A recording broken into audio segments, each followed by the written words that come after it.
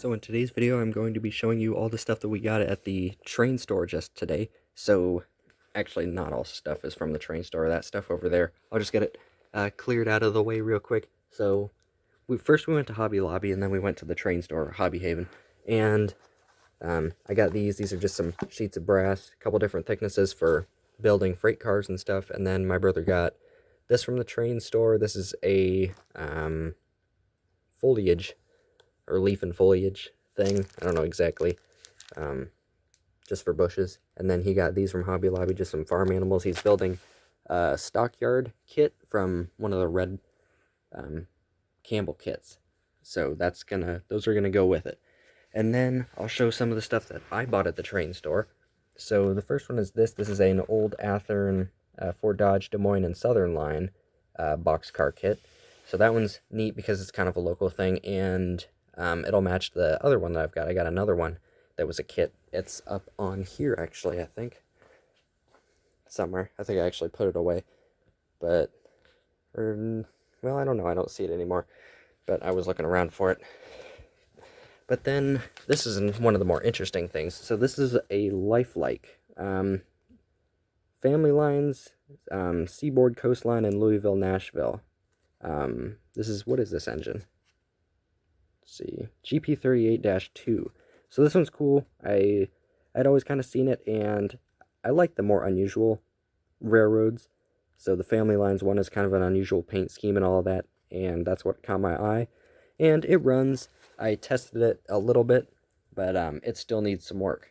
So those two are the ones that we bought, and then so they pretty much just have a bunch of stuff that they can't put out because either it's not assembled, because most of the stuff that they put on their consignment is assembled or in box, stuff that would be kind of like these two. These were consignment ones, but a lot of the stuff they have, people just bring in to them and say, oh, just give it away or do whatever you want with it. So that's how a lot of the stuff comes in. So they had one box in there. They have a basement area that they let us go in and look around if we want.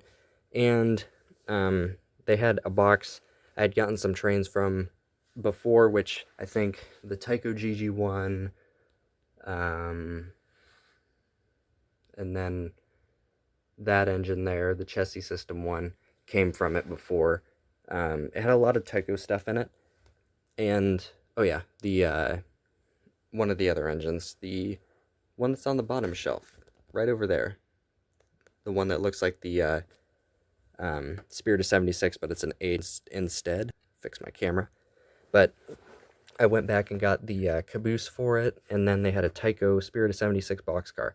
And then Mark's Pacemaker boxcar, two Trix N-scale freight cars, Bachmann N-scale passenger car, and then there's a Durango, which I already have a Durango up there, but I like Tyco stuff. So any Tyco stuff is welcome here. So there's a Durango there, kind of dusty. I don't know if either of them run. And then this one, which is a newer Tyco F-unit. I don't have one with this sort of drive system. I'm not sure exactly when these were made, but I think it's a newer one. And then there was some N-scale stuff in there. So as you could tell by the freight cars. So there was this. This is a Bachmann one. It's in pretty bad shape. A lot of these are in not good a shape. But that one, it doesn't run.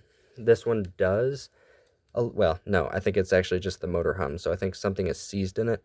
This is a Northern Pacific lifelike engine. I'm not sure what exactly it is, like a GP7 or something. That one's a neat one. This one runs backwards. This is an RS3? I have no idea. But it's an Atlas, I believe. Yes. I haven't really looked at any of these very closely since I just got home with them. And then this one's probably the nicest one out of them. This is, I don't know what this engine is, but it's another Atlas, but this one runs the best out of all the N-scale ones. And then this one is the last one. This is like an SW2000 switcher, but it's a lifelike, and I don't even remember if it runs or not. I don't think it does. But those are the first out of the first box. And then there was another box that we asked him about, and I guess, as you can kind of see, it already had that sticky note on it. But we asked him about it, and he was like, I'll just take it. And I was like, are you sure? And he said, yes. So there's a lot of stuff in here. as you can see, there's empty boxes for AHM engines. There's 2 BL2 boxes and an MD, or whatever they call the little switcher, MDT diesel. So none of the engines are actually in there for these boxes, but a lot of the engines in here are very interesting. So I'll take them out. So the first one is this. This is an old Athearn 060 with probably from the 60s, I think, with this old sort of motor in it. And if that motor doesn't work, I have an extra one that I got from a spare engine, I think. Or I think I just got it by itself, actually, when we went to House of Trains. But that one should be good. I really like those little styles of engines. I'm going to cut in real quick in the middle of the video to show this engine, because I forgot to actually bring it downstairs when we got home, because I put it on the table and then I forgot about it. So this is probably even the most important engine in the whole set with the free ones. It was an old Rivarossi mallet. So this one actually has the tender connected by a wire to the engine. So I'm not sure if that's how it's supposed to be, because it looks pretty original, at least from what I can tell. But I'm not really sure. I haven't seen that before. But that one, the shell doesn't stay on, so it needs to be screwed on. But it looks complete, and I guess the motor is free, so it's also sideways in there. I'm not sure if that's how they were supposed to be, but it is a complete engine. So that one's going to be a good one to fix up as well, especially since it's an articulated engine. And yeah, so back to the video. And then I think this was just made up to look like a display kind of on the side of a layout. An old Burlington boxcar. Whoever made it, probably AHM. I can't even tell. But it's been melted on one side. That's probably that's probably intended, I would assume. Then I'll take this box out, which is all parts and stuff. So, well, it's all parts to one engine. Get situated here. But it's weird because it's in a roundhouse Shay box, as you can read it upside down. A 2-truck Shay. There's no 2-truck Shay in here, but I think I know where it went, because I think I saw it sold to another guy. So the first thing in here is there's a complete Tyco Chattanooga diesel. Like, there's all the parts for it, but it's all disassembled. So that's gonna need to be put back together. And then in this box are all the parts to a Rivarossi Pure Marquette. What's that engine called? The Berkshire. And then the tender's in here too, as you can see. There's the tender for the Pure Marquette, and everything's in here. The motor, I'm pretty sure everything's in here, at least. I'm not sure, I'll have to check, but there's so many parts in here that I can't hardly tell what is all in here at all. There's a handcar kit. That'll be interesting. That might be in here. Oh, and I didn't even notice there's diodes in here. That'll be good. I always use those for the DC engines. But there's a lot of stuff in here, so it'll be interesting to look and see what is in here and what I can actually put together. Looks like there's a street light. Yeah, that goes on a building. And it's got the lights in it. That's cool. Stuff I didn't even notice. But that's what's in that box. And then I'll get back over to this box, which has a lot more interesting stuff in it. So there is one of these, one of the Rivarossi ones, 080. It's got the tender, which is an AKN-DM. I don't know what railroad that is, but so there's one engine.